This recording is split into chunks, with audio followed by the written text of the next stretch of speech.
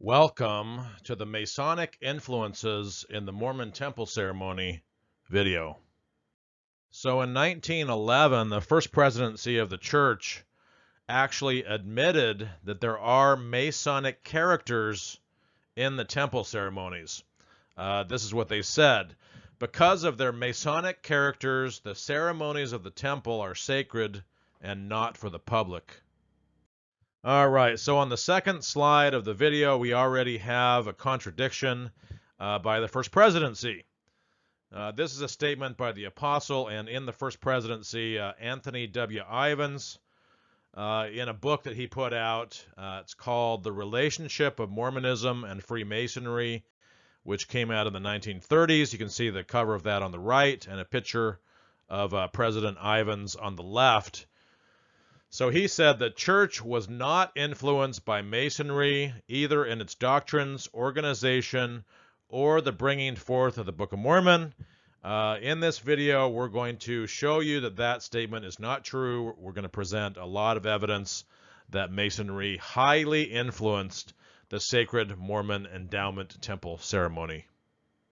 But the Apostle Franklin D. Richards did admit that Masonry was in the temple ceremonies.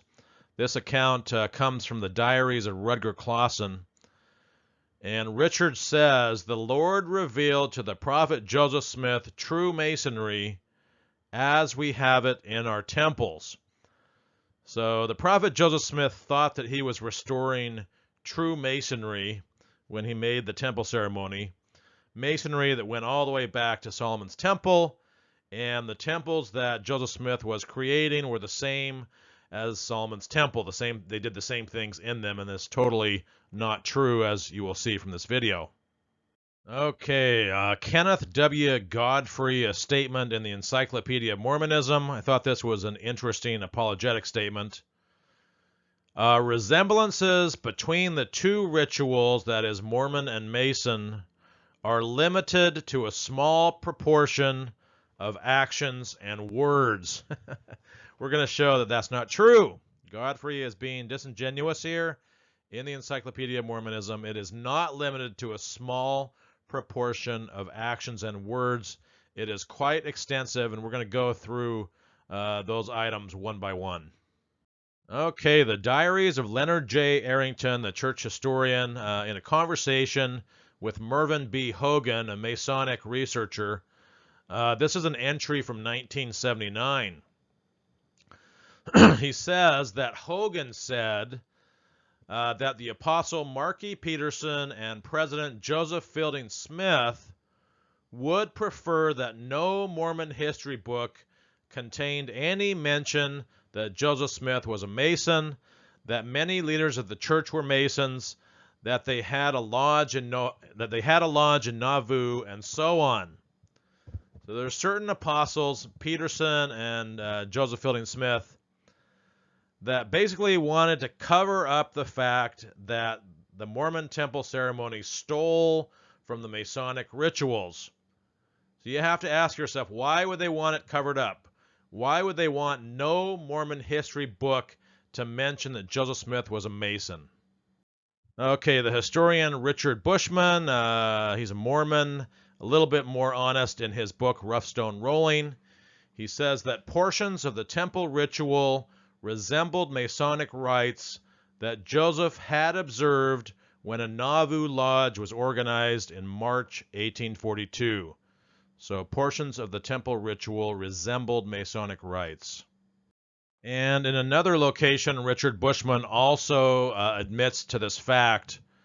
He says the endowment ceremonies instituted in Nauvoo were inspired by the rituals of Freemasonry to which Joseph had recently been exposed. And we have another honest account here by the BYU professor Charles R. Harrell in his excellent book, This Is My Doctrine, The Development of Mormon Theology, which came out in 2011. Very good book. He says, Joseph instituted a new endowment. It incorporated numerous Masonic tokens and signs, including various Masonic pledges of secrecy. And another statement by Harrell in the same book, Herald is pictured above.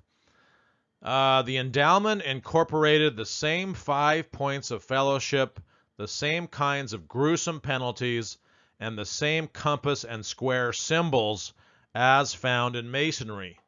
And we're going to show that those compass and square symbols actually show up as symbols on the Mormon garments. And we're going to actually show that and show pictures of it. All right, so we're going to go through some passages in the Book of Mormon about secret combinations. And if you study the history of Masonry, there was a lot of Masonic activity going on in 1830 when this book was published, Book of Mormon. And in the Book of Mormon, it's actually against secret combinations, like groups like the Masons. Some people even call the Book of Mormon the anti-Masonic Bible. And if you want to study that whole thing, you can read Dan Vogel's book, Joseph Smith, The Making of a Mormon Prophet. He goes into that in a lot of depth and how Masonry got into the Book of Mormon, or anti-Masonry.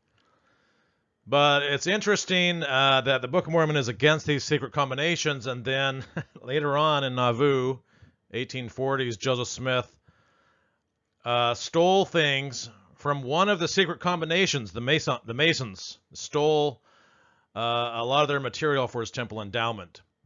But anyway, we're going to read a couple of these passages in the Book of Mormon. This is Ether, chapter 8. They formed a secret combination, even as they of old, which combination is most abominable and wicked above all in the sight of God. For the Lord worketh not in secret combinations, but in all things hath forbidden it from the beginning of man.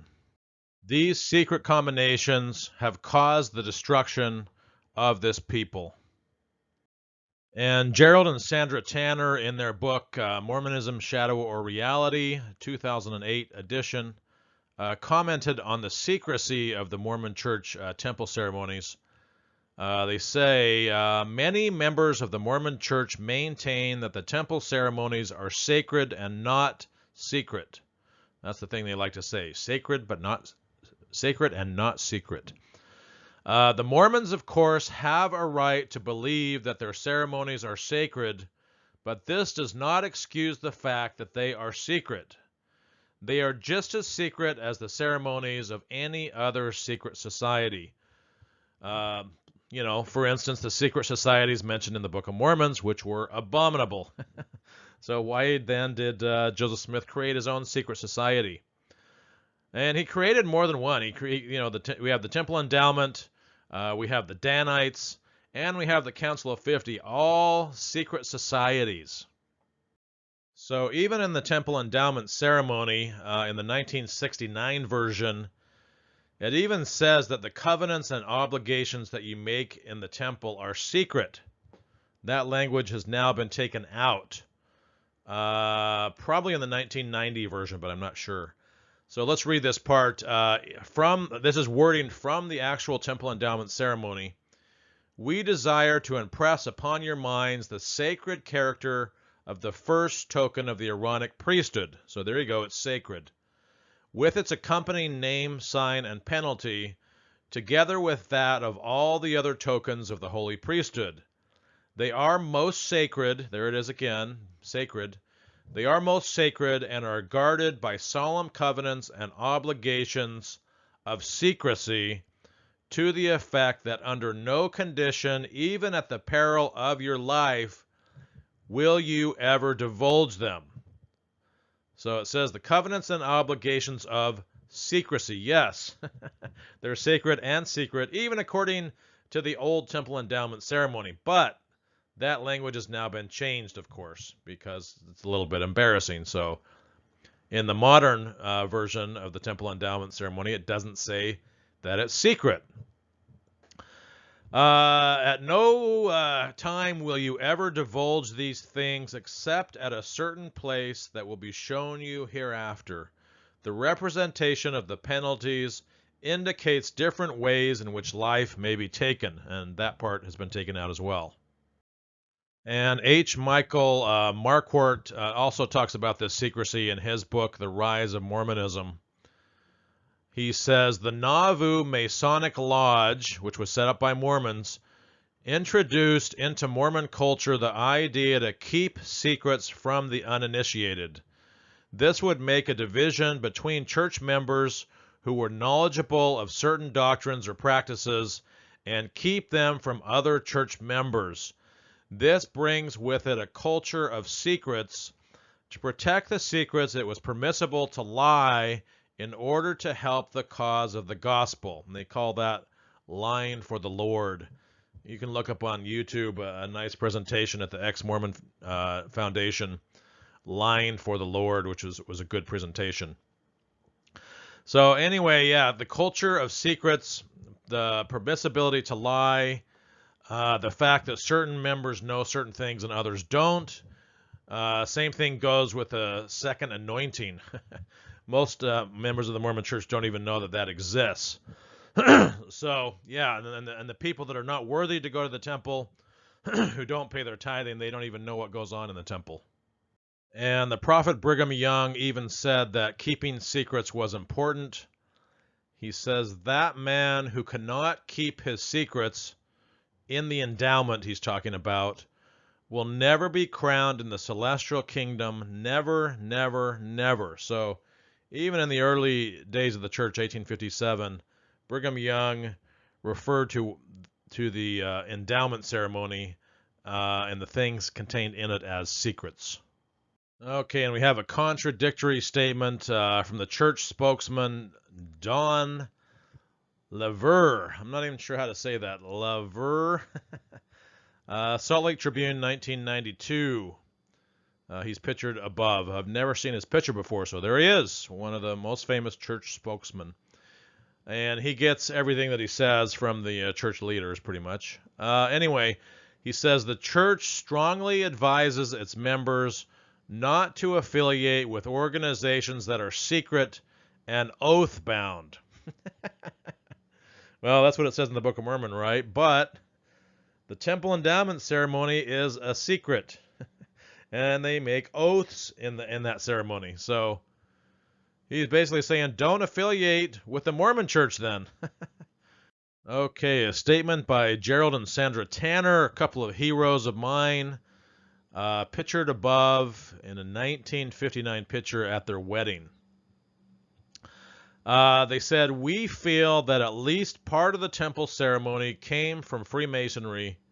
In fact, the similarities between the temple ceremony and the ritual of the Masons are rather startling. And they document all of the similarities in this book, Shadow or Reality. And we're going to go through every single one of them in this video. All right, we have a statement by John J. Hammond. He's pictured above. His 10-volume set on the history of the Mormon Church. This one is Swimming in Deep Water, Volume 8. He says, it had been generally agreed that Joseph Jr. borrowed heavily from Masonic rites in fashioning his Nauvoo Temple endowment ceremonies. And even the Mormon apologetic groups like Fair Mormon are admitting now that there are some similarities. Let's see. So a statement by Fair Mormon that says, it is clear that Freemasonry and its traditions played a role in the development of the endowment ritual. Played a role. They don't really go into how much of a role. In Wikipedia, Mormonism and Freemasonry article, they also state this fact. They say Joseph Smith introduced a temple endowment ceremony including a number of symbolic elements that were very similar to those in Freemasonry. Okay, a statement by S.H. Goodwin, Mormonism and Masonry book, 1938 edition. I think the first edition was even before that. But he says, LDS Church temple worship shares an extensive commonality of symbols, signs, vocabulary, and clothing with Freemasonry, including robes, aprons, handshakes, ritualistic raising of the arms, etc. So quite a bit that it shares. All right, a book by Michael W. Homer, Joseph's Temples, The Dynamic Relationship Between Freemasonry and Mormonism. Came out in 2014. I don't think he's a Mormon guy. I think he is a non-Mormon lawyer, but I'm not sure. Says, it is likely that Joseph Jr. became increasingly familiar with many of the nuances of restored religion, as well as the philosophical underpinnings and legends of Freemasonry. Joseph Smith's writings, translations, and revelations contain the markers of not only Christianity, but also Masonry and anti-Masonry, like in the Book of Mormon, and demonstrate that he studied the Bible, Christian churches, and Freemasonry in order to understand the characteristics of the primitive church. And it's interesting that, as far as to my knowledge, there is no other Christian church that has done this, that has incorporated Freemasonries into temple ceremonies, except maybe some of the LDS breakoff groups. All right, we're going to go through quite a few statements by Reed Durham in a presentation at the Mormon History Association, of which he was the president, and he was also an LDS Institute teacher, I believe, at the University of Utah. So he gave this rather shocking speech at this conference in 1975, and it got him into a lot of trouble, actually, with the church. Almost cost him his membership in the church. But he was being very honest here, so we're going to go through a lot of these statements that he made. The speech was called, "Is There No Help for the Widow's Son?" People that came to watch it recorded it and transcribed it, so we have it in exact detail what was said, and then that circulated on the underground Mormon history market, I guess you could say. So he says, "I am convinced that in the study of Masonry lies a pivotal key to further understanding Joseph Smith and the church. It commenced in Joseph's home when his older brother became a Mason." That's Hiram Smith. "The many parallels found between early Mormonism and the Masonry of that day are substantial." Okay, another statement from the same source. Pictured above is another book by Reed Durham, or Durham, Secession in the Church, a book that I'm going to take a look at and maybe do a video about secession in the church. Anyway, Durham says, "I believe that there are few significant developments in the church that occurred after March 15, 1842, which did not have some Masonic interdependence. There is absolutely no question in my mind that the Mormon Ceremony, which came to be known as the Endowment, introduced by Joseph Smith to Mormon Masons, had an immediate inspiration from Masonry." And we're going to show that directly in this video. Okay, and Reed Durham continues, "This is not to suggest that no other source of inspiration could have been involved, but the similarities between the two ceremonies are so apparent and overwhelming that some dependent relationship cannot be denied." So pretty strong words from a Mormon Institute teacher, and which he got in trouble for. Pictured above, we have the Mormon prayer circle that's in the Mormon temple. This has been taken out nowadays, but pre-1990, they would raise their hands up and then down, and then it would say Pele Ale, which is in Adamic language, and which is supposed to be translated as meaning, "Oh God, hear the words of my mouth," and they say it 3 times. Okay, Durham continues, "It is also obvious that the Nauvoo temple architecture was in part, at least, Masonically influenced." True, there's Masonic symbols all over that temple. "Indeed, it appears that there was an intentional attempt to utilize Masonic symbols and motifs. I suggest that enough evidence presently exists to declare that the entire institution of the political kingdom of God, including the Council of 50, the living constitution, the proposed flag of the kingdom, and the anointing and coronation of the king, had its genesis and connection with Masonic thoughts and ceremonies."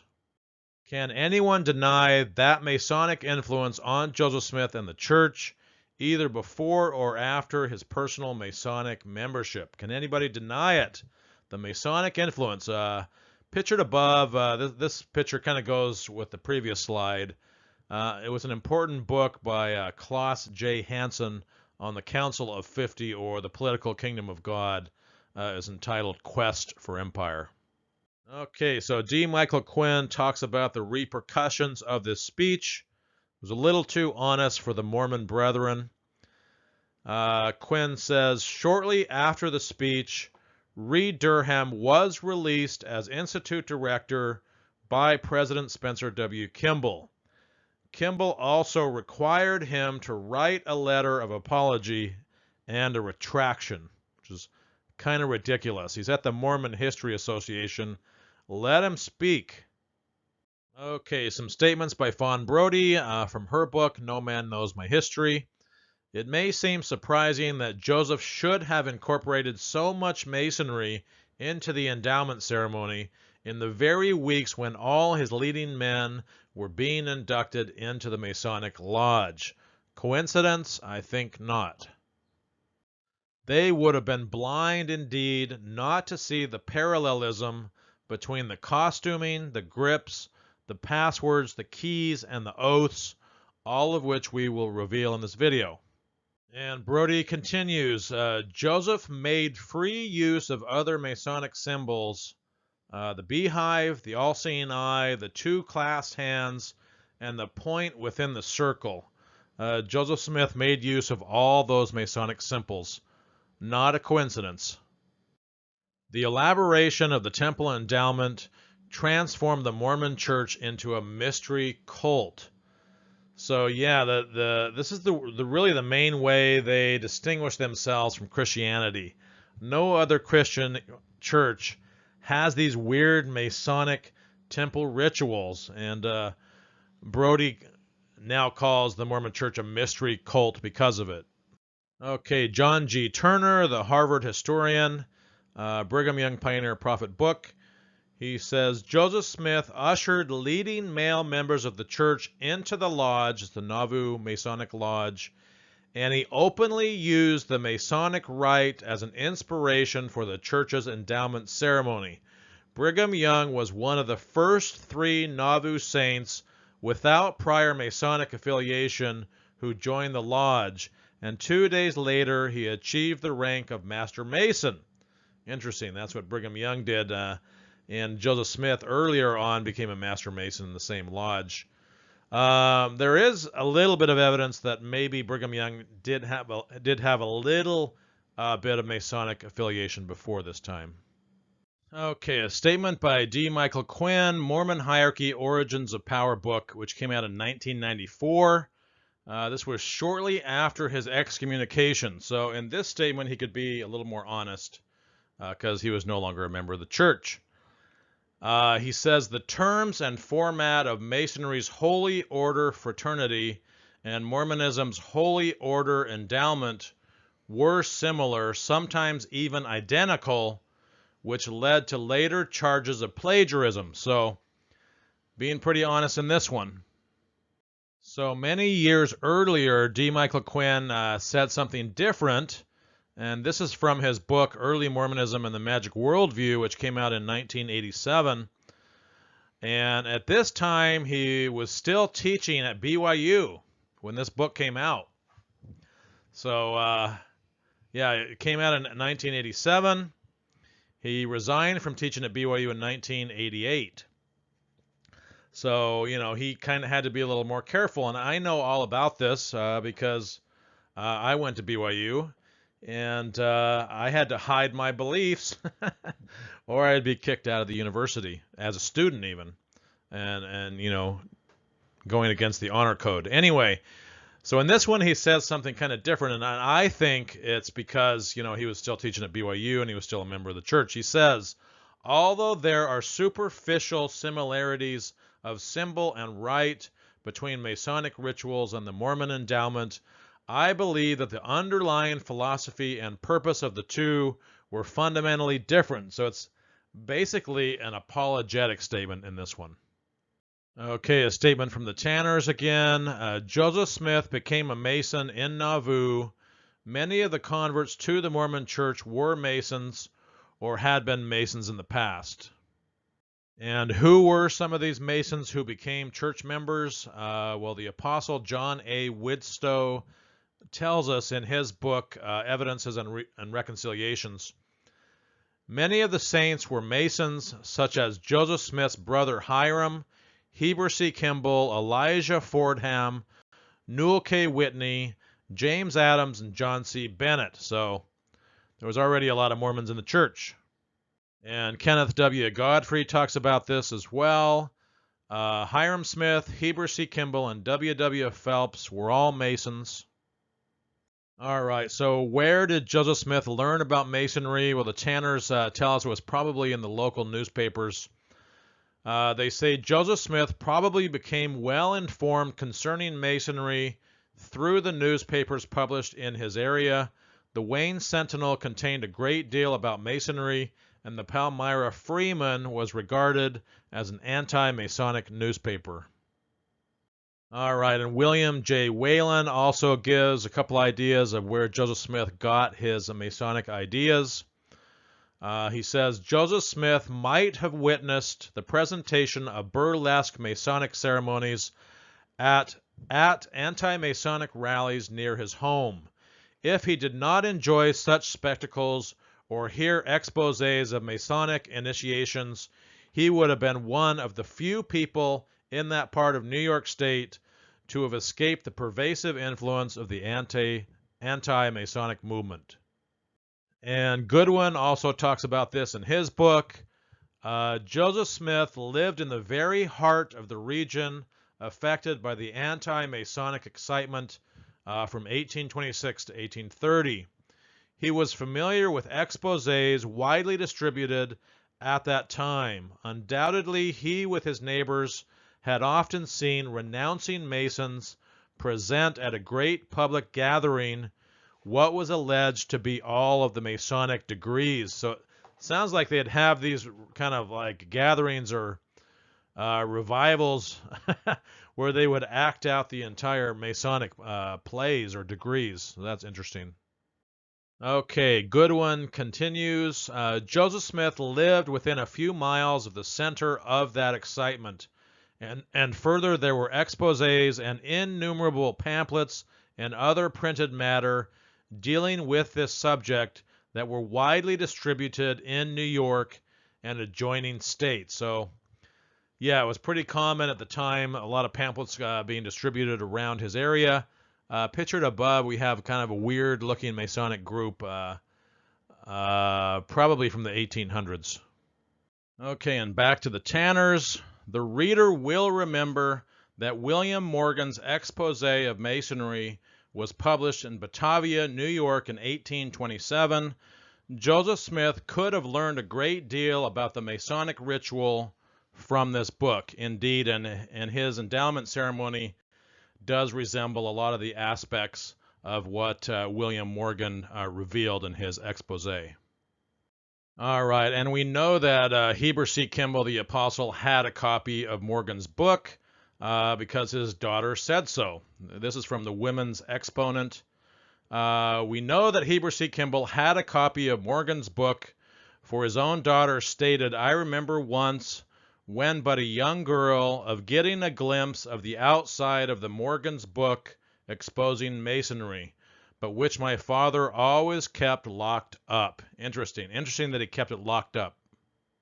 Okay, a few statements by the Apostle John A. Widstow, pictured above. With the acquiescence of the prophet, members of the church, already Masons, petitioned the Grand Master of Illinois for permission to set up a lodge in Nauvoo, of which they did. Okay, Widstow continues. In answer, they were granted permission in October 1841 to hold lodge meetings, but it was March 15, 1842, before authority was given to set up a lodge in Nauvoo and to induct new members. Joseph Smith became a member. And that's according to the Apostle John A. Widstow. The Nauvoo Lodge is pictured above. This is a picture of it. It's a pretty nice building. Okay, some information gleaned from Joseph Smith's journal, an entry on May 4th, 1842. This is from the Joseph Smith Papers Project. Joseph Smith introduced the temple endowment for the first time to 9 men, all of whom were Masons. These Masons were Hiram Smith, Brigham Young, Willard Richards, Heber C. Kimball, William Law, William Marks, James Adams, George Miller, and Newell K. Whitney. All right, and in the history of the church, which is the official history by the church, it says that Joseph Smith became a Mason. On March 15, 1842, in the evening, I, Joseph Smith, received the first degree in Freemasonry in the Nauvoo Lodge, assembled in my general business office.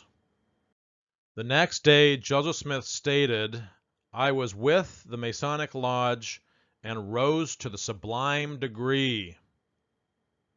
And back to Goodwin's book, it says, at the Nauvoo Lodge, Joseph Smith and Sidney Rigdon received the degrees of entered apprentice, fellow craft, and master mason. Of course, pictured above is Sidney Rigdon. And back to the Tanners. A few months after rising to the sublime degree of Masonry, Joseph Smith introduced the Temple Endowment Ceremony. Only a few months later. Coincidence? I think not. It was in the same room where the Masonic fraternity meet occasionally. So, same room, same building that they did their Masonic stuff is where they also did their Temple Endowment stuff. So that's interesting. And this occurred in the upper story of the brick store, pictured above, that second floor. They did Mason stuff and Temple Endowment stuff. This is the early Temple Endowment, which changed quite a bit over time. But according to the Mormon historian B.H. Roberts, he says, in addition to its use as a temple, quote unquote, in that second story of the brick store, it was also the place of meeting for the Nauvoo Lodge of Freemasons. Okay, an apologetic statement by the church. This is from their Masonry church history topics. The endowment did not simply imitate the rituals of Freemasonry. Rather, Joseph's encounter with Masonry evidently served as a catalyst for revelation.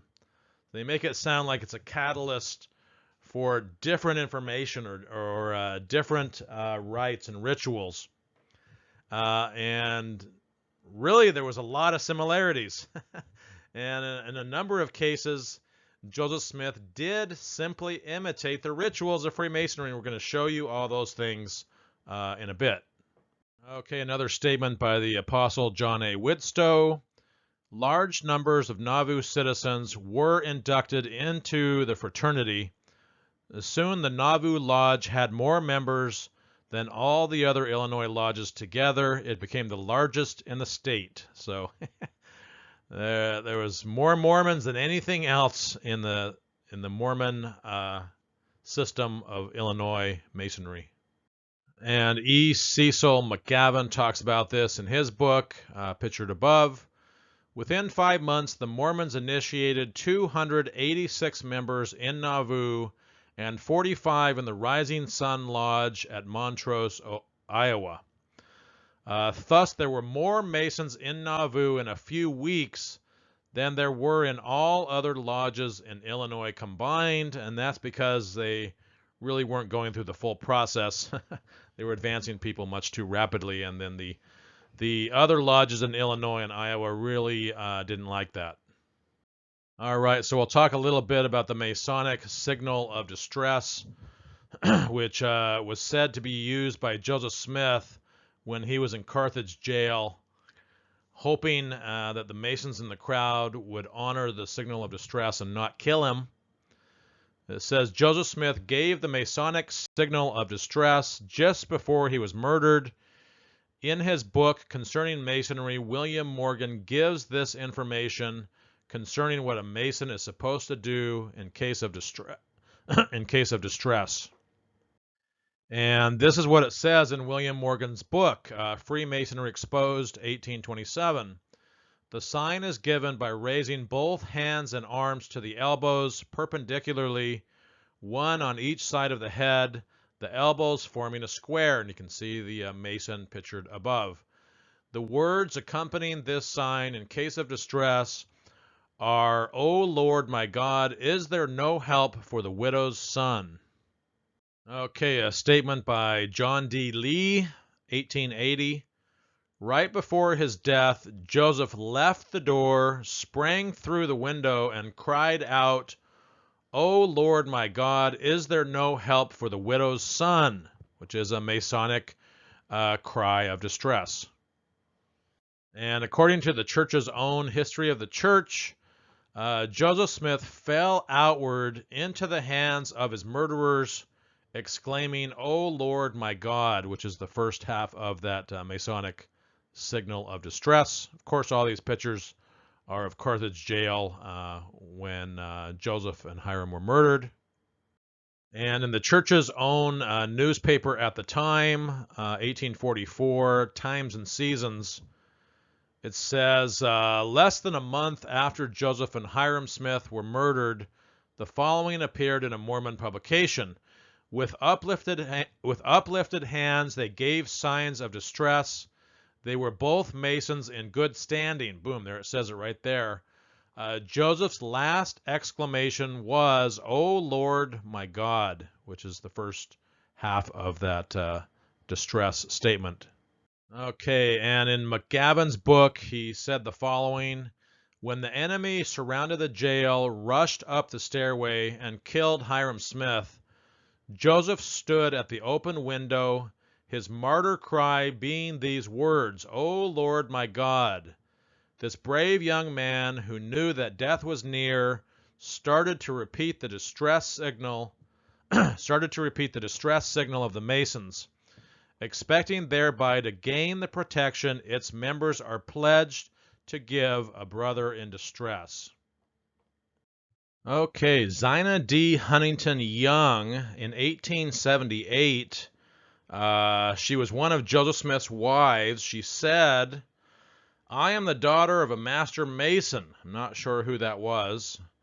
"I am the widow of the master mason who, when leaping from the window of Carthage jail, pierced with bullets, made the Masonic sign of distress." That's Joseph Smith, the widow of Joseph Smith. "But those signs were not heeded except by the God of heaven." And Orson F. Whitney said the same thing. He said, "Joseph, leaping the fatal window, gave the Masonic signal of distress." And the Prophet Brigham Young also talked about this. Wilford Woodruff recorded it in his journal in 1860.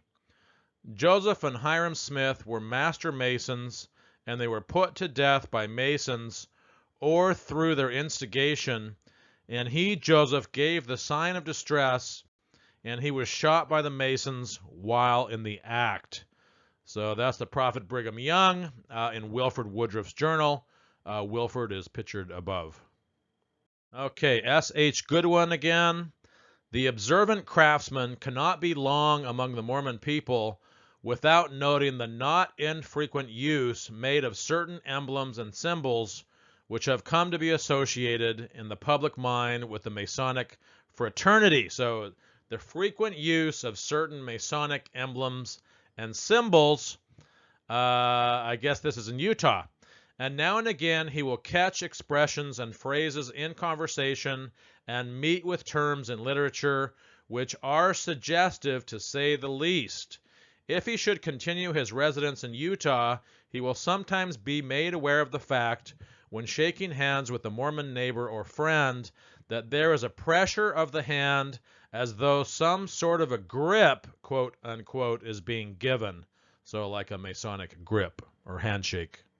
Okay, E. Cecil McGavin had the following to say about how the Masons in the 1800s, or 1878 to be precise, really didn't like the Mormons in Utah, and they would not let the Mormons join the Masonic Lodge in Utah because of their past in Nauvoo. And then he gives the reasons here. So it says, Grand Master J.M. Orr of Utah made this statement in 1878. We say to the priests of the Latter-day Church, you cannot enter our lodge rooms. You surrender all to an unholy priesthood. You have heretofore sacrificed the sacred obligations of our beloved order, and we believe that you would do the same again. Stand aside, we want none of you. Such a wound as you gave Masonry in Nauvoo is not easily healed, and no Latter-day Saint is or can become a member of our order in this jurisdiction, which was in Utah. So they didn't like what they did with the Nauvoo Lodge. They advanced so many people so fast, and they really didn't follow the rules of the Grand Lodge. So they could not become Masons in Utah if you were Mormon. So up until, I'm not sure, but it was for quite a while. All right, another statement by the Tanners. The relationship between the Mormon temple ritual and Masonry is too close to be called a coincidence. When we compare the ritual and learn that Joseph Smith was a Mason, we are forced to the conclusion that he borrowed from Masonry in establishing his temple ceremony, and indeed he did. All right, we now get to the actual parallels. It's only taken 41 minutes to get here. Sorry about that. This video probably became too long. But on the following slides are some of the parallels between the ritual of the Masons and the Mormon Temple Ceremony. These parallels are taken from Gerald and Sandra Tanner's book, Mormonism, Shadow or Reality, and the Tanners are pictured above. All right, number one, both the Masons and the Mormons have what is called the 5 points of fellowship.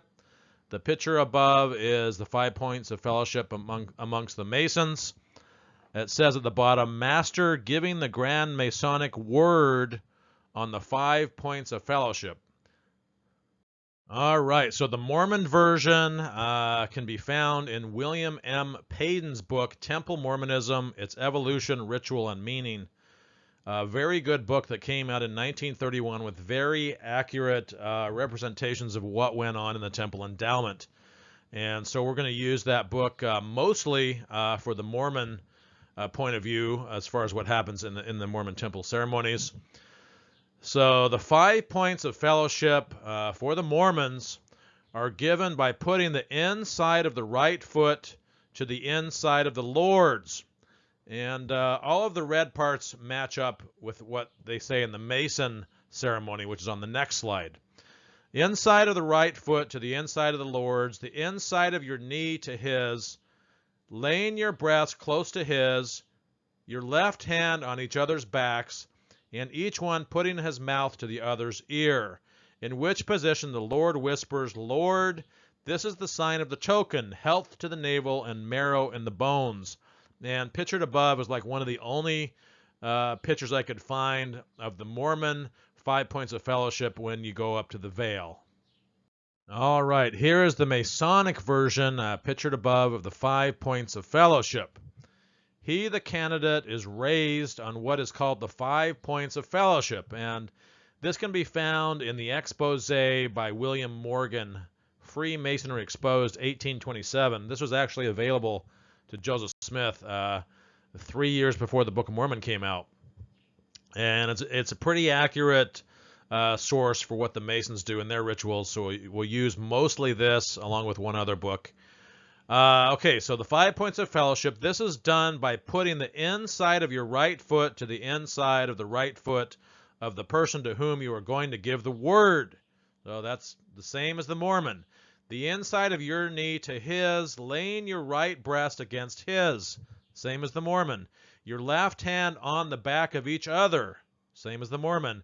And your mouths to each other's right ear, the same.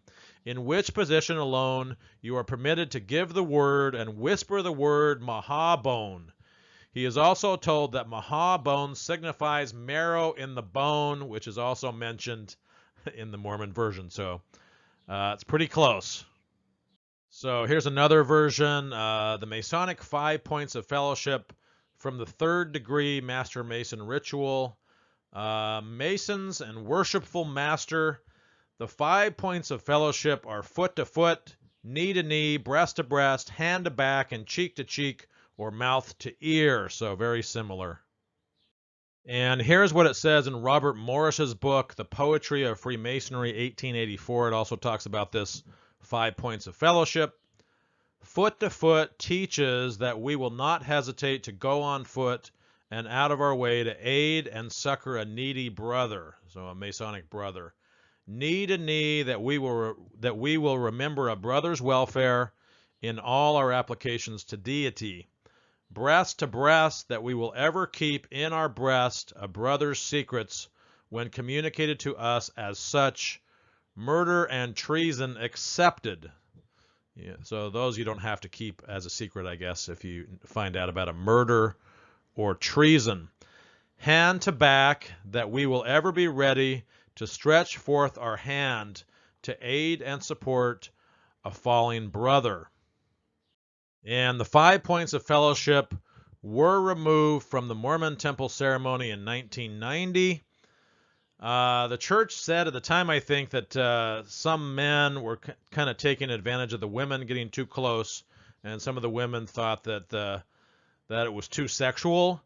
But I think they also took it out because it is basically the exact same thing they do in Masonry, and the church wanted to get rid of a lot of these things that were very similar to Masonry because it's so controversial. It's plagiarism. Okay, number 2. When the candidate receives the first token of the Aaronic priesthood, he makes a promise similar to the oath taken in the first degree of the Masonic ritual. So, first token or first degree, it's similar. All right, so here's the Mormon version. It says, we will not reveal any of the secrets of this, the first token of the Aaronic priesthood, with its accompanying name, sign, or penalty. And remember, the red parts match up with the Masonic, which is on the next slide. Should we do so, we agree that our throats be cut from ear to ear and our tongues torn out by their roots. So these were some really gruesome early oaths that were in the temple ceremony. They're not in there anymore. You can see the picture on the left. They're in their temple clothing, and they are doing the penalty gesture with their thumb coming across their throat, agreeing that if they ever reveal the secrets, their throats be cut from ear to ear. So that's what they're doing in that picture. And then, of course, the picture on the right is just a picture of a tongue sticking out. And you don't want to have your tongue torn out by the roots. All right, so here's the Masonic version. William Morgan, Freemasonry Exposed again. For the Masons, they say, I will never reveal any part or parts, art or arts, point or points of the secret arts and mysteries of ancient Freemasonry, binding myself under no less penalty than to have my throat cut across, my tongue torn out by the roots. See, it's really similar. And on the picture above on the left, we have the penalty gesture of sliding the hand across the throat, representing the cutting of your throat. And on the right, we have an old picture with some tongue tearers, an implement that they used to pull out the tongue of people that did something bad, I guess. And so these oaths were taken out of the Mormon Temple Ceremony in the 1920s. Under the leadership of President Heber J. Grant, who is pictured above. So these were taken out pretty early, but they're in there from the 1840s to the 1920s. So what is that, 80 years? And number 3, in both ceremonies, the thumb is drawn across the throat to show the penalty. So on the left, it's the Mormon. On the right, it's Masonic. So the penalty gestures are the same. Okay, so for the Mormons, the sign in executing the sign of the penalty, the right hand palm down with the thumb sticking out is drawn sharply across the throat. That's the penalty gesture. And again, this is from William M. Payden's book, and Payden is pictured above. And for the Masons, it's very similar. This is given by drawing your right hand across your throat, the thumb next to your throat. And pictured above is William Morgan. And of course, these penalty gestures were taken out of the Mormon Temple Ceremony in 1990. And pictured above is a very good book, Evolution of the Mormon Temple Ceremony, 1842 to 1990 by the Tanners. Okay, number 4. Those who receive the first token of the Aaronic priesthood give a grip that is similar to that used by the Masons in the first degree of their ritual. And pictured above is the Kirtland Temple. All right, so here it is for the Mormons, the first token of the Aaronic priesthood, or the grip, hands clasped, pressing the knuckle of the index finger with the thumb, so as pictured above. And the Masonic version is pretty much the same.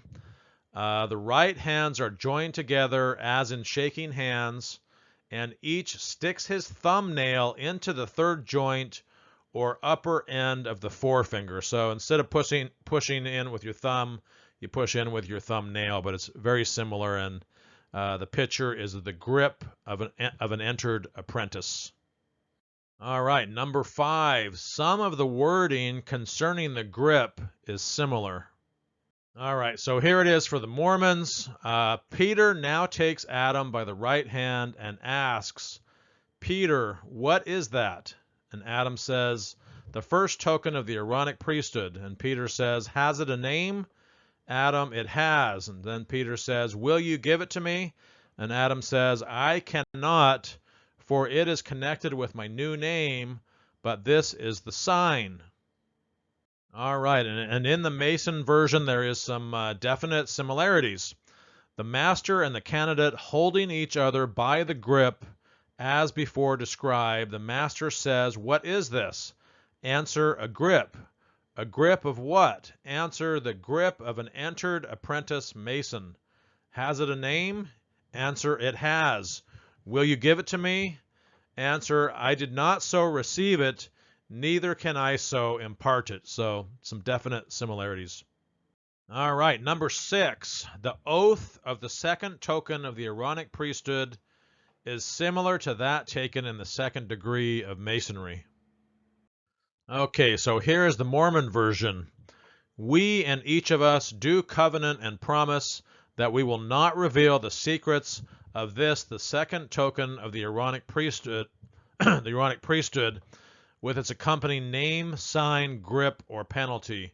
Should we do so, we agree to have our breasts cut open and our hearts and vitals torn from our bodies and given to the birds of the air and the beasts of the field. All right, and there's some definite similarities in the Masonic version. I most solemnly and sincerely promise and swear that I will not give the degree of a fellow craft mason to any one of an inferior degree, nor to any other being in the known world, binding myself under no less penalty than to have my left breast torn open and my heart and vitals taken from thence. So very similar. To become a prey to the wild beasts of the field and the vultures of the air. And these oaths were taken out of the Mormon Temple Ceremony in the 1920s, again under President Heber J. Grant. All right, number 7, both have a similar sign. Okay, the Mormon version. The sign is made by placing the left arm on the square at the level of the shoulder. See the picture above. Placing the right hand across the chest with the thumb extended and drawing it rapidly from left to right and dropping it to the side. So you're simulating cutting open your chest. And the Masonic is very similar. The sign is given by drawing your right hand flat and the palm of it next to your breast, across your breast from the left to the right side with some quickness, and dropping it down by your side. And it's as pictured above. Same kind of thing. You're like cutting open your chest. This is a Do Guard Fellow Craft picture, and it's very similar to the last slide. All right, this sign was taken out of the Mormon Temple Ceremony in 1990. So there's a lot of changes to the ceremony. It's supposed to be received by revelation. It was supposed to be sacred.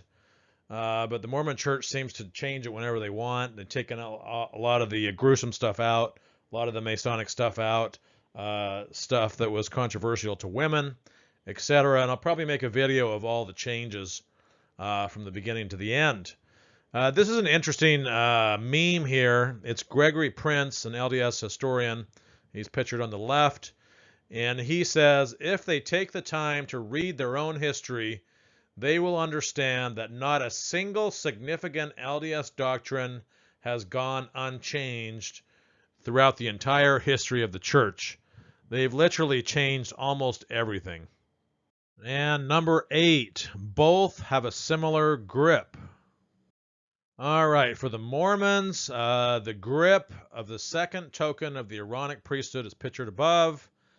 The grip is given by clasping the hand and pressing the thumb in the hollow between the first and second knuckles of the hand, as pictured above. And here's another account by David J. Berger in his book, The Mysteries of Godliness, talking about the same place in the Endowment, the same thing. The second sign is to place the thumb on the upper joint of the second finger. These tokens signify that you have 2 names, one of which is a new name. And the Masonic grip or handshake is very similar. The pass grip is given by taking each other by the right hand as though going to shake hands, and each putting his thumb between the fore and second fingers where they join the hand, and pressing the thumb between the joints. So you can see it as pictured above, the apprentice to the pass grip of a fellow craft. All right, number 9. In both cases, a name is used. And then we have a meme here.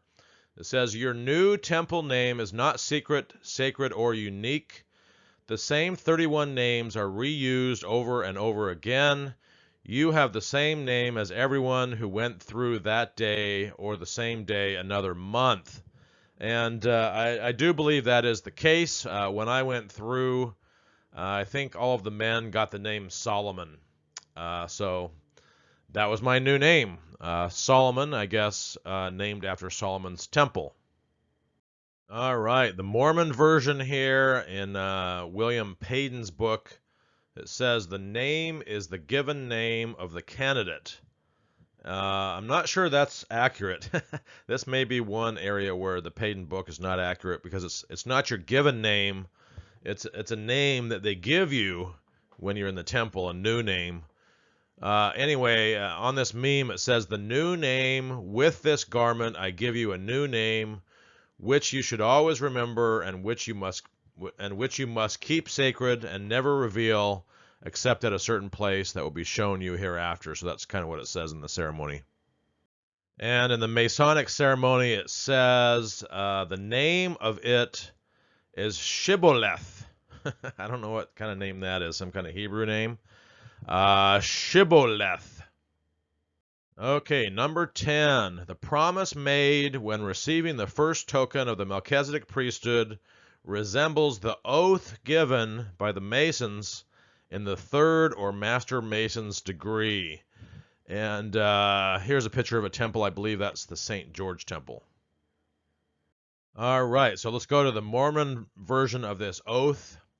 And Peter says, we and each of us do covenant and promise that we will not reveal any of the secrets of this, the first token of the Melchizedek priesthood, with its accompanying name, sign, or penalty. Should we do so, we agree that our bodies be cut asunder in the midst and all of our bowels gush out. So that is the oath, or, the penalty. If you reveal it, you'll have all your bowels gush out, kind of as pictured above. I guess this is a rat, maybe? I'm not sure what kind of animal this is. Okay, and the Masonic version goes as follows. I most solemnly and sincerely promise and swear, in addition to my former obligations, that I will not give the degree of a Master Mason to any of an inferior degree, nor to any other being in the known world. It's kind of interesting. Binding myself under no less penalty than to have my body severed in two in the midst, and divided to the north and south, my bowels burnt to ashes. So that's pretty similar kind of oath or penalty there. All right, these oaths were taken out of the Mormon Temple Ceremony in the 1920s by President Heber J. Grant. A lot of changes in the temple. Here's another one listed here as a meme, or I guess this was a text. Someone shared that they spoke with a friend who was in the Nauvoo temple today. No veiling was required, no more covenanting to the husband. So in the temple ceremony, the women used to have to be veiled, covering their faces, and they used to have to covenant to obey their husbands. Those things have been changed as well. Okay, number 11. The sign of the penalty is similar in both cases. Okay, the Mormon version of this can be found in the Salt Lake Tribune in 1906, February 12th. I guess that was more accurate than the Payton version. But it says, in this, the left hand is placed palm upright, directly in front of the body, there being a right angle formed at the elbow. The right hand, palm down, is placed under the elbow of the left, then drawn sharply across the bowels, and both hands are dropped at the side. So you take your hand or your thumb and you draw it across your bowels to imitate your bowels gushing out, cutting it open and your bowels gushing out. Okay, here's the Masonic version. Again, this is in William Morgan's book. The penal sign is given by putting the right hand to the left side of the bowels, the hand open with the thumb next to the belly, and drawing it across the belly and letting it fall. So that's similar. This is done tolerably quick. This alludes to the penalty of the obligation, having my body severed in twain, etc. And a picture above, we have him doing that penal sign, drawing across his bowels. And again, this sign was taken out of the Mormon Temple Ceremony in 1990. A lot of changes in the Mormon Temple Ceremony. A lot of changes in the book Mormon Doctrine. This is an interesting book by David A. Dye. It's a comparison of the 1958 and 1966 versions of the book Mormon Doctrine by Bruce R. McConkie. A lot of changes between those two versions, and I did a whole video on that if you want to watch it. Number 12. In both cases, a name is used. And the Mormon version goes like this. The name of this token is the Son, meaning the Son of God, and Jesus is pictured above. And the Masonic version goes like this. The word or name is Tubal-Cain. Tubal-Cain is mentioned in the Bible. He's kind of pictured above, kind of like a hairy Bigfoot kind of a guy. Kind of like a different version of Cain, who slew his brother Abel and was cursed with a black skin and became like this hairy Bigfoot kind of creature. All right, number 13. The conversation at the veil in the temple ceremony is very similar to that of the fellow craft mason when he is questioned concerning the grip. So here's a picture of the veil. This is what it's like when you go up to the veil and you have to give them all these secret handshakes and symbols. They put the guy behind the veil puts his arm through the veil, and then you give him the secret handshake. And I believe the cuts in the veil also are Masonic symbols, such as the square and the compass, just like it is on your garments. Okay, the Mormon version goes like this, and remember the parts in red are the parts that match up with the Masonic ceremony. So it says, Lord, what is this? And the Endowee says, the second token of the Melchizedek priesthood, the patriarchal grip, or the sure sign of the nail. So remember that Melchizedek priesthood, because there's something similar in the Masonic. The Lord says, has it a name? And the Endowee says, it has. And the Lord says, will you give it to me? The Endowee says, I cannot, for I have not yet received it. And pictured above is the handshake, or the second token of the Melchizedek priesthood, the patriarchal grip, or the sure sign of the nail. So there's this similarity in the high priesthood called Melchizedek. That's similar both in the Mormon and the Mason.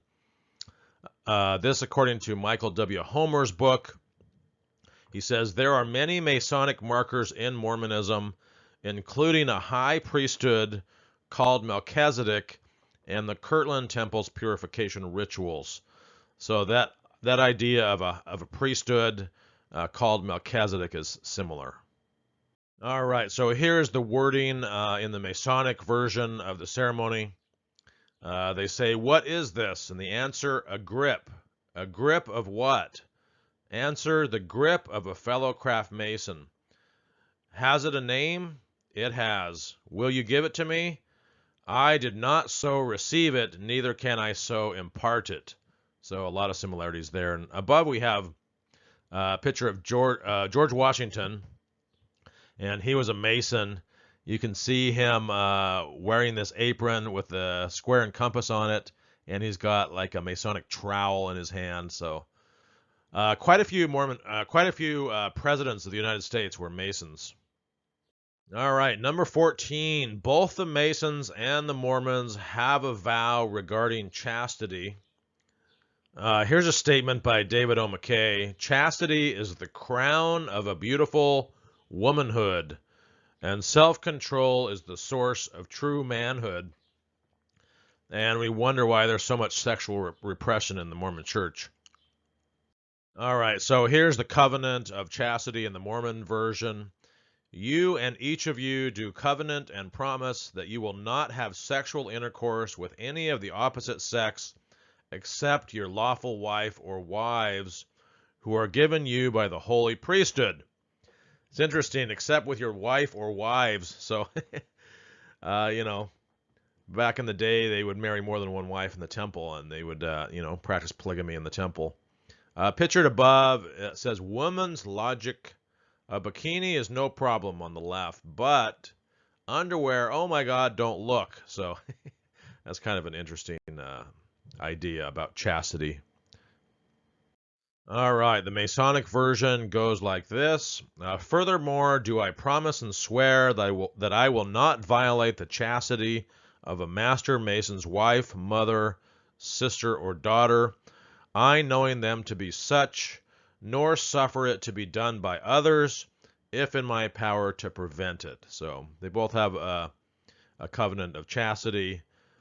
We have a couple monks here pictured above. One guy says to the other, still struggling with the vow of chastity, Brother Francis, because he has a blindfold on him. So, all right, number 15, the grip known as the sign of the nail seems to be similar to one given by the Masons in one of their higher degrees. Okay, so here's the Mormon version. The grip is given by placing the thumb on the back of the hand and the tip of the forefinger in the center of the palm, representing the piercing of the hand by a nail, imitating the hand of Christ when a nail was driven through it when he was on the cross. Piercing of the hand by a nail, it is called the sign of the nail. It's pictured above the handshake or the grip. It's the first token of the Melchizedek priesthood, or the sign, the sign of the nail. Okay, here's the Masonic version. This comes from Jabez Richardson's Monitor of Freemasonry in 1872. The cover is pictured above. The Masons, Grand Commander now explains the grip and the word of a Knight of Malta. He says to the candidate, Thomas, reach hither thy finger and feel the print of the nails. They join right hands and force the first finger into the center of the palm. So a similar idea, very similar to the Mormon. Okay, number 16, the Oath of Vengeance, which used to be in the Mormon Temple Ceremony, resembles an oath in one of the higher degrees of Masonry. Okay, the Mormon version went like this. You and each of you do solemnly promise and vow that you will pray and never cease to pray and never cease to importune high heaven to avenge the blood of the prophets. And they're talking about Joseph and Hiram Smith. They wanted to avenge their blood. Pictured above, we have John D. Lee with a couple statements about oaths and avenging the blood of the prophets and how that was related to Mountain Meadows Massacre. And, then he mentions on this meme that this avenging of the blood of the prophets was actually in the Mormon Temple Endowment Ceremony. And here is the oath that they do in the Masonic ceremony. It says, we promise and swear by the living God, always supreme, to revenge the death of our ancestor. And I think they're talking about Hiram Abiff. But again, vengeance or revenge, very similar. Okay, and Michael W. Homer talks about this in his book, Joseph's Temples. He says, the Mormon oath of vengeance is similar to an oath that Freemasons made to avenge the death of Hiram Abiff and to take vengeance on those who betray the secrets of Freemasonry. The oath or covenant became part of the temple endowment ritual and remained one of its most controversial elements for almost a century. That oath of vengeance really worried the federal government. They thought that they might use that oath to, commit acts of violence or war on the federal government. So in the Reed Smoot hearings, the government questioned the Mormons quite a bit about this oath of vengeance that was in their temple endowment ceremony. Pictured above is a representation of Hiram Abiff. You can see that he's wearing that square. Okay, the oath of vengeance was removed from the Mormon temple ceremony in 1927. Some people have said that nobody ever followed through with this oath of vengeance.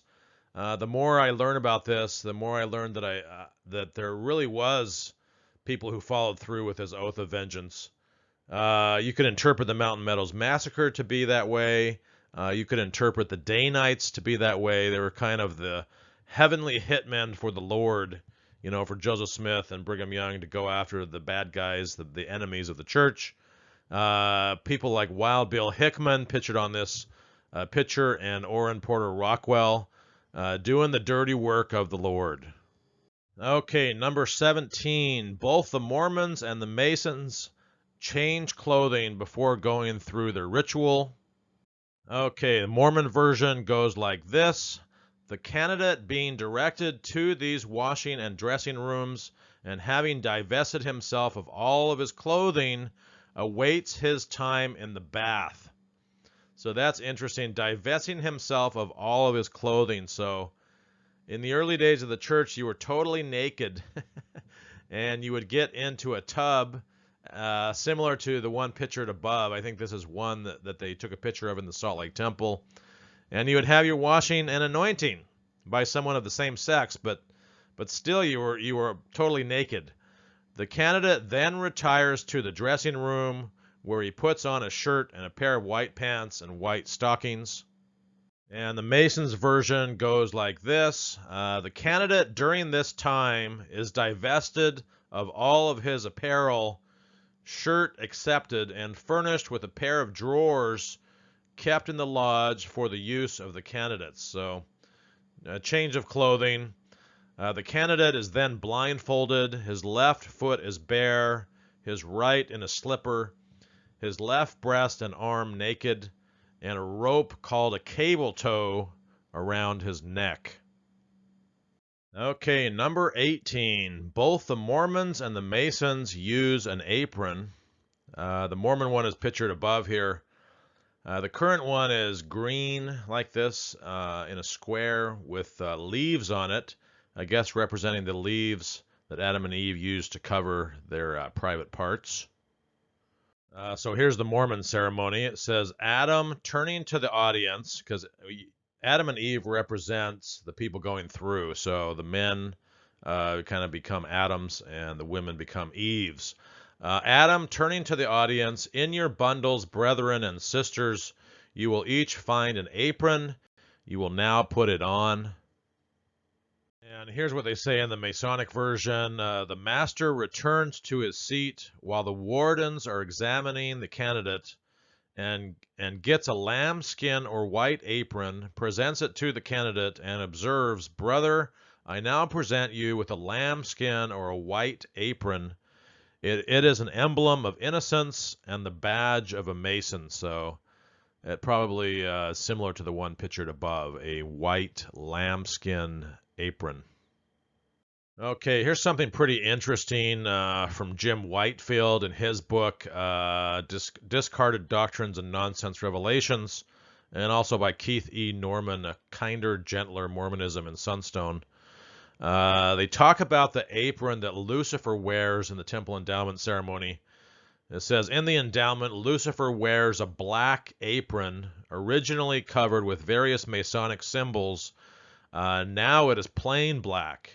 In the early endowment, some first-hand accounts suggest the character Lucifer was also black-skinned, or at least made up to look black, as someone who actually was black would not have been allowed to even enter the temple. And I couldn't find this supposed black apron that Lucifer wore in the Temple Endowment Ceremony. I did find one black apron that the Masons use, and that is pictured above. It's got like a skull and crossbones and kind of this cross on it. So there is a black apron in Masonry. Okay, number 19. In one of the higher degrees, the Masons anoint the candidate. This is somewhat similar to the anointing ceremony in the Mormon temple ritual. Okay, the Mormon ceremony goes like this. As the candidate is washed, the officiant hurries through the lustration ritual. The candidate is passed on to another attendant and is anointed with oil. The oil is very definitely applied to the various organs of the body. The pronouncements used in this ceremony are much the same as those used in the lustration ritual. So, yeah, you get anointed with oil on all these different parts of your body, your head, your I can't remember all the things, all the different organs, your head, your heart, your this, your that. I went through this and got anointed in all these different spots, and when I went through, you wore what was called the Lds Temple Shield, as pictured above, and you're totally naked underneath. This is a female example wearing the Lds Temple Shield, totally naked underneath, and being anointed by this lady in all her different parts and organs, not the genitals, but all these other parts. So that has now been changed as well. There's no more shield, I don't think. You wear your garments now, and so you're not totally naked. Okay, here's the Masonic version. This is from Richardson's Monitor of Freemasonry, 1872. Master orders the basin of perfumed water and a clean napkin to be brought to him, and directs the candidate to wash his hands, which he does. Master takes a box of perfumed ointment and anoints the candidate on his head, eyes, mouth, heart, the tip of his right ear, hand, and foot, and says, you are now, my dear brother, received a member of our society. And the Mormon one is very similar. They wash and anoint you in all these different areas as well. Okay, and also from Jim Whitefield's book, he says, in the early washings and anointing ceremonies, participants were washed from head to foot in soap and water in a tub. I already talked about that. And then washed in a pure water fragranced with cinnamon perfumed whiskey. And you notice how that's similar to the previous slide. Masonic ritual also used a cinnamon perfumed whiskey. And pictured above is a popular whiskey nowadays called Fireball. People still enjoy their cinnamon whiskey. Okay, number 20. Both the Mormons and the Masons give what they call a new name to the candidate. And pictured above is new name Noah. Look him up on YouTube, and you can watch all the temple endowment ceremonies because he has snuck into the temple and recorded everything, both the audio and the video. New name Noah. Okay, the Mormon version goes like this. With these garments I give you a new name, which is never to be divulged to anyone. The name that I shall give you is blank. And like I said, mine was Solomon. Pictured above is new name Noah. Yeah, I recommend his YouTube channel. Pictured here in front of the Salt Lake Temple, it looks like. Okay, the Masonic version. I also present you with a new name. It is Caution. So that's kind of a weird name. I guess in this craft masonry that William Morgan revealed and which Joseph Smith really copied, the new name was Caution. Okay, number 21. In the Mormon Temple Ceremony, the candidate cannot pass through the veil until he has given certain signs and words. In the Royal Arch degree, the Masons also use veils. And here's another one of the Mormon temples pictured here. And here's the Mormon version. The candidate is now taken to one of the openings between the pillars by one of the temple workers, who gives 3 raps with a mallet on the pillar. The Lord parts the veil slightly and asks what is wanted. And the Mormon version continues. The temple worker says, the man Adam, having been true and faithful in all things, now desires to converse with the Lord through the veil. And the Lord says, see that his garments are properly marked. Present him at the veil, and his request shall be granted. And pictured above is the veil. Again, the person representing the Lord behind the veil sticks his hand through, and then you give him all of the secret handshakes, etc. And the Mormon version continues. The attendants or temple workers prompt the candidate in his answers and grips. The endowee is then taken to the opening by the attendant, who gives 3 more raps with the mallet, and the Lord says, what is wanted? Pictured above is kind of a joke by the Salamander Society. The veil workers were replaced with robots to end the uncomfortable 6th point of fellowship. And the Mormon version continues. The attendant says, Adam, having conversed with the Lord through the veil, now desires to enter his presence. The Lord says, admit him. As he says this, he extends his hand and welcomes the candidate into the glory room, or the celestial room. And pictured above is the celestial room in one of the Mormon temples. It's kind of supposed to represent heaven or the celestial kingdom. And here's the Masonic version. The principal sojourner, companions, we will pass on and make and alarm at the 3rd veil. And he stamps 9 times. I'm not sure what that means. Stamps with the feet or raps with a mallet. I'm not sure. Master of the 3rd veil, who comes there? Who dare approach this 3rd veil of our sacred tabernacle? And the Masonic version continues. Principal sojourner, 3 weary sojourners from Babylon who have come to assist in the rebuilding of the house of the Lord without the hope of a fee or a reward. A master of the 3rd veil, how do you expect to enter? Principal sojourner, by the words, sign, and word of exhortation of the master of the 2nd veil. So, kind of similar. Okay, the Masonic version continues. You can see the veils they have in the Masonic ceremony. There's like 3 or 4 veils. In the Mormon ceremony, there's only 1, but it's similar.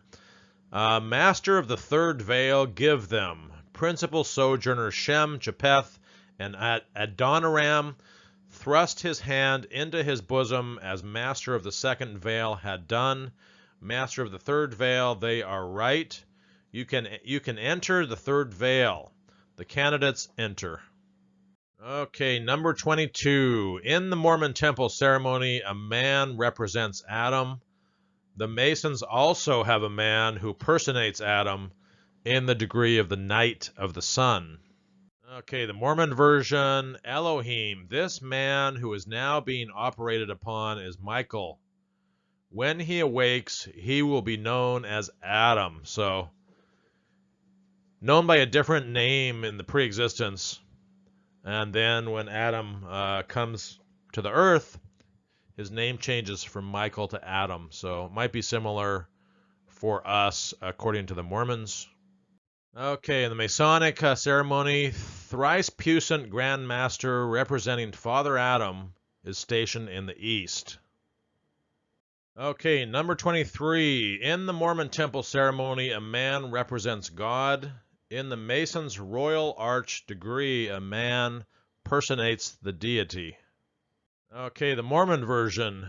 When all is quiet, a man dressed in white flannels representing Elohim comes from behind the curtain. So a man dressed in all white represents Elohim. Pictured above, Morgan Freeman played God in a movie. Of course, the Mormons probably don't believe that God is black. And in the Masonic version, one of the members now personates the deity behind the bush and calls out Moses, Moses. Okay, number 24. Both the Mormons and the Masons consider the square and the compass to be extremely important. The marks of the square and the compass appear on the Mormon temple garments and on the veil. That's fascinating. The main symbols of the Masons, the square and the compass as pictured above here, show up on the Mormon temple garments on each breast, and on the veil as you go through to get to the celestial room. So that's pretty strong evidence right there. And here's what it says in Payton's book for the Mormons. We now have the veil explained to us. We are told that it represents the veil of the temple. The marks are the same as those on the garments. The compass is on the left breast, and the square is on the right breast. Or on the temple veil, I guess, the compass on the left and the square on the right. And we can see the veil here pictured above. And for the Masons, the three great lights in Masonry are the Holy Bible, the square, and the compass. The square to square our actions, and the compass to keep us in due bounds with all mankind. And McGavin had the following to say, it is universally known that Mormon temple clothing contains certain marks of the priesthood, including the square and the compass. And he's talking about the garments as pictured above. Okay, number 25. In the Masonic ritual, the point of the compass is pressed against the left breast of the candidate. The Mormon temple garment has the mark of the compass on the left breast. That's fascinating. Very direct evidence. Point of the compass is pressed against the left breast in the Masonic ritual. And then on the Mormon temple garment, the mark of the compass is on the left breast. So that's very direct evidence that this was plagiarized. Pictured above, we have the Mormon temple garment markings. On the navel or the belly button, you just have a line straight across. The right breast, of course, has the square. The left breast has the compass. Most Mormons probably don't know that they're wearing Masonic symbols on their breasts and that these symbols were taken from Masonry. If they knew, it would probably disturb them. So in Payton's book, it says, the marks are the same as those on the garments, the compass on the left. So again, you can see what the garments used to look like when they were full length, but they have the appropriate symbols on them that you can see here. Okay, the Masonic version, the candidate then enters the senior deacon at the same time, pressing his naked left breast with the point of the compass. And on that left breast is where they have the compass on the garments. Okay, number 26. The angle of the square is pressed against the right breast in the Masonic ritual. So remember, the angle of the square pressed against the right breast. The mark of the square appears on the right breast of the Mormon Temple garment. And in Payton's book, he says the square on the right side of the temple garment. And the Masonic version, as he enters, the angle of the square is pressed hard against his naked right breast.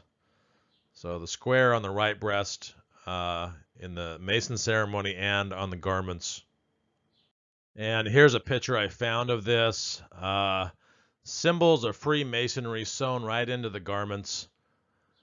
Right breast, the square, left breast, the compass. A line stitching at the belly button and on the right knee. Okay, number 27. A mallet is used by both the Masons and the Mormons in their ceremonies.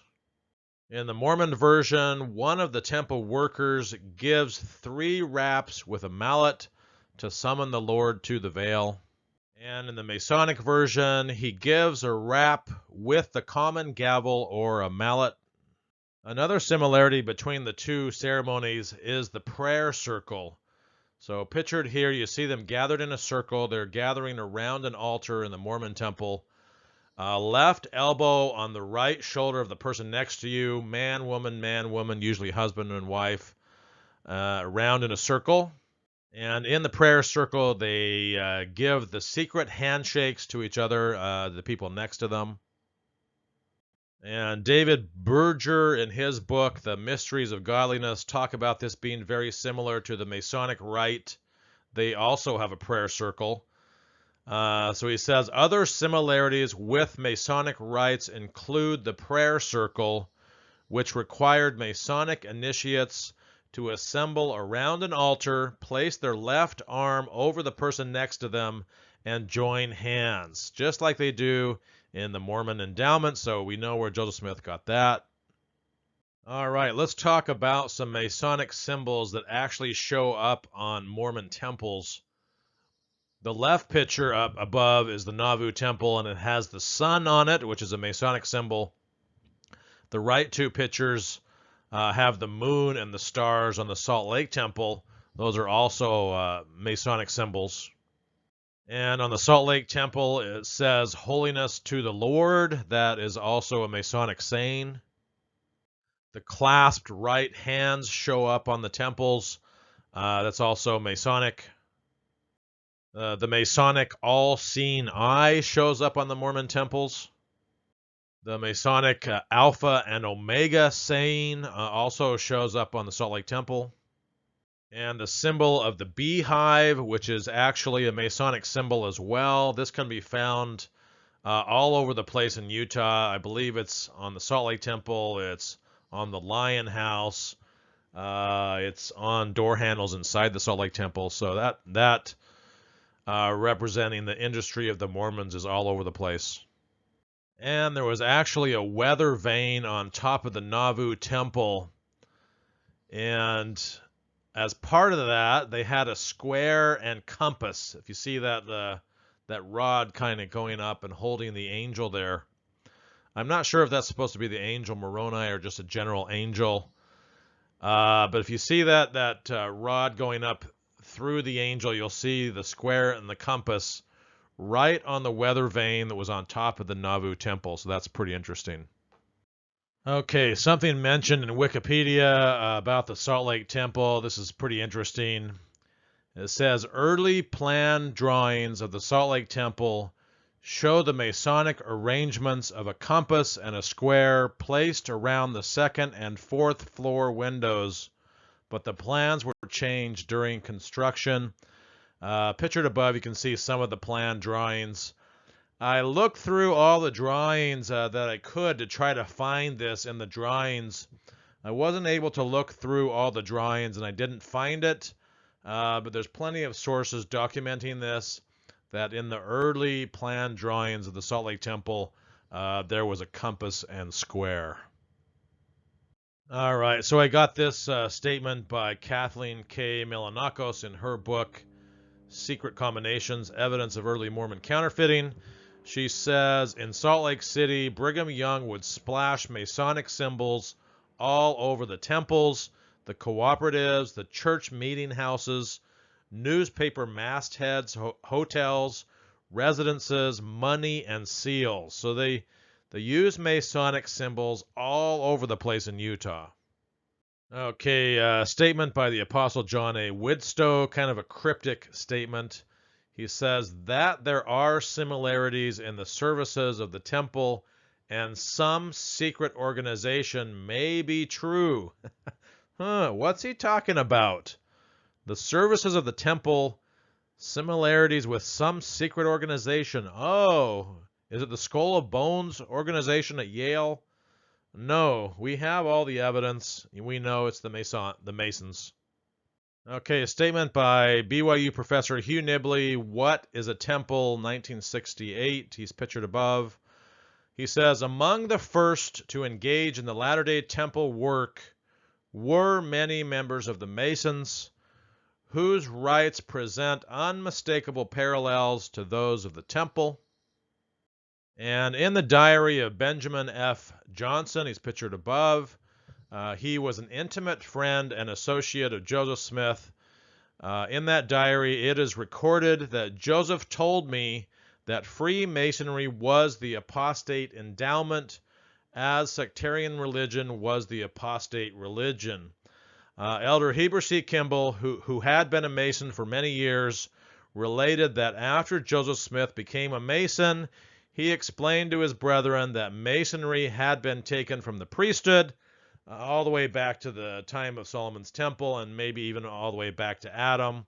It is not true, as we will show on some different slides. Heber C. Kimball's daughter had the following to say. She said, the prophet Joseph, after becoming a Mason, said that Masonry had been taken from the priesthood. On June 17, 1842, Heber C. Kimball wrote to Parley P. Pratt, who is pictured above, telling him that there is a similarity of priesthood in Masonry, so they admit that.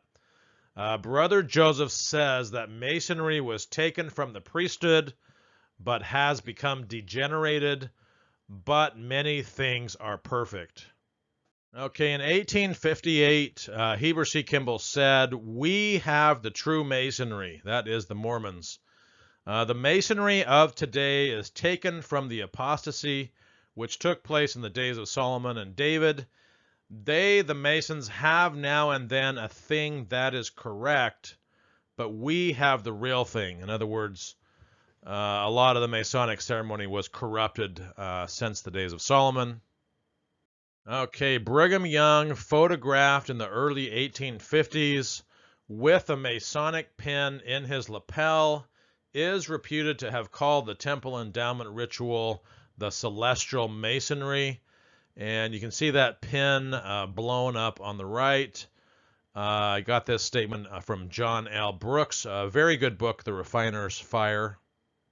Okay, the Apostle Melvin J. Ballard had the following to say in 1919 in a newspaper. He's pictured above. Modern Masonry is a fragmentary presentation of the ancient order established by King Solomon, from whom it is said to have been handed down through the centuries.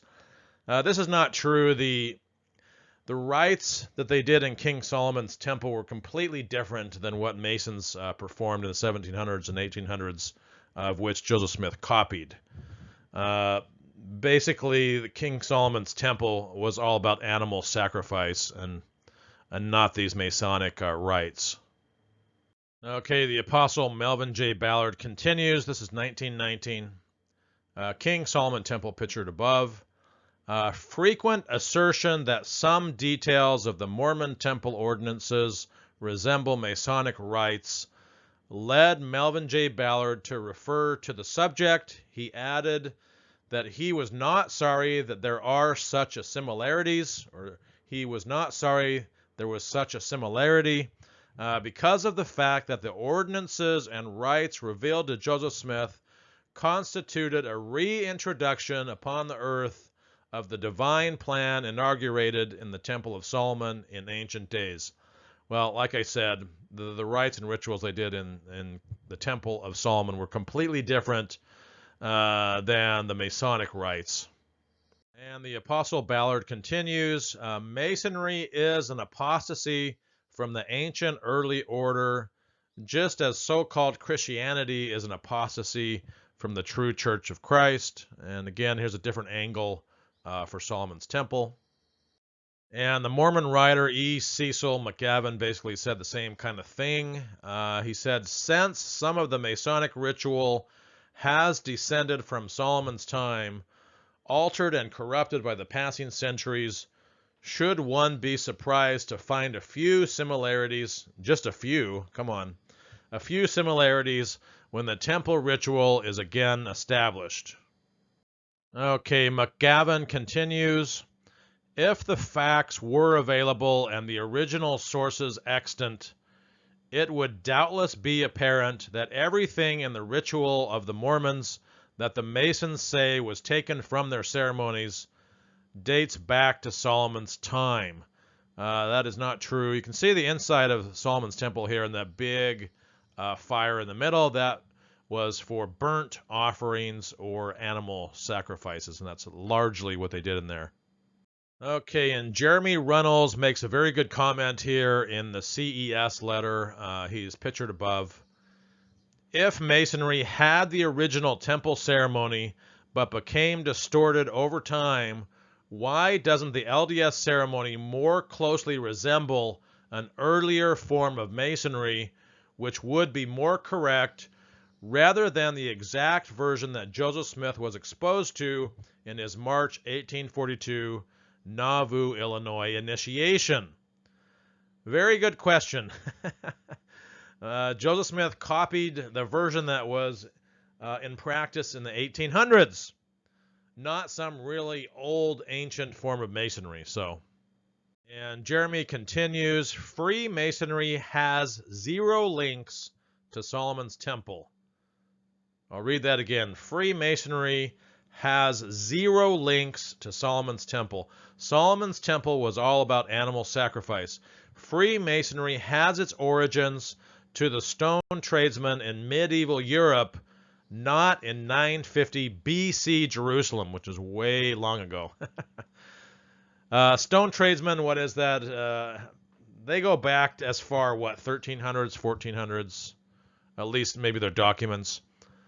And if you haven't read the CES letter, you should really read it. It was Jeremy's search for answers to his Mormon doubts, and the Mormon Church could never answer him. And even the apologist group, Fair Mormon, admits to these facts now. They've had to. There is no historical evidence to support a continuous functioning line from Solomon's Temple to the present. We know what went on in Solomon's Temple. It was the ritualistic slaughter of animals, as pictured above, which is kind of a gruesome practice. Animal sacrifice, throwing them up on the fire. All right, Fair Mormon continues their admission. Masonry, while claiming a root in antiquity, can only be reliably traced to the medieval stone tradesmen. And we see a stone tradesman pictured above. These medieval stone tradesmen can be traced back to between 500 AD and 1500 AD, not all the way back to 950 BC. So the apologists even admit this. And William J. Whalen talks about this in his book in 1964. He says, these early Masonic writers were wont to claim that Solomon, Adam, and most of the upright men of the Old Testament were early Masonic Lodge brothers. It's not true, and pictured above we have some Old Testament patriarchs. Whalen continues, modern Masonic historians date the origin of the lodge in the early 18th century, so early 1700s, and recognize that these pioneer speculative Masons simply adopted the story of the building of Solomon's Temple as a dramatic background for their initiations, but it was not true. Question on the picture above, why did God require animal sacrifices in the Old Testament? Good question. Okay, Pick and Knight's book, Pocket History of Freemasonry. They say that the Masonic craft, as we know it, probably originated among the operative Masons of Britain. That is, the real stonemasons that were building things. It originated with the operative Masons. It is almost certainly a British product and a British origin, not going back to 950 BC in the Old Testament with the Hebrews or the Jews, I guess. Okay, Whalen continues, no one with a scholarly reputation would try to maintain that the degree system of Masonry as it is worked out now and as it was worked in the Nauvoo Lodge in 1842 could have possibly been derived from Solomonic rites. Nobody with a scholarly reputation would say that Masonry has been derived from Solomonic rites or from the Solomon Temple. And Michael W. Homer talks about this in his book. He says, some historians have concluded that modern Freemasonry can only be traced to the organization and practices which have from time to time prevailed among the medieval working Masons. You can only trace it back that far. These were the operative stonemasons who constructed buildings. The earliest documents of their guilds date back to the 1300s and 1400s AD, not all the way back to 1,000 years before Christ. And here's a picture of maybe some of those operative stonemasons back in the 1300s. And here we have a picture of some of the Masonic presidents of the United States of America. I'll go ahead and read to you the names since they're very small. Starting up in the left-hand corner at the top, George Washington was a Mason, Thomas Jefferson, James Madison, James Monroe, Andrew Jackson, all Masons, James Polk, James Buchanan, Andrew Johnson, James Garfield, William McKinley, Theodore Roosevelt, William Howard Taft, Warren Harding, Franklin D. Roosevelt, and Harry Truman. All those early presidents were Masons. That's pretty interesting. And that's going to do it for this video. And I thank you for watching the Masonic influences in the Mormon Temple Ceremony video.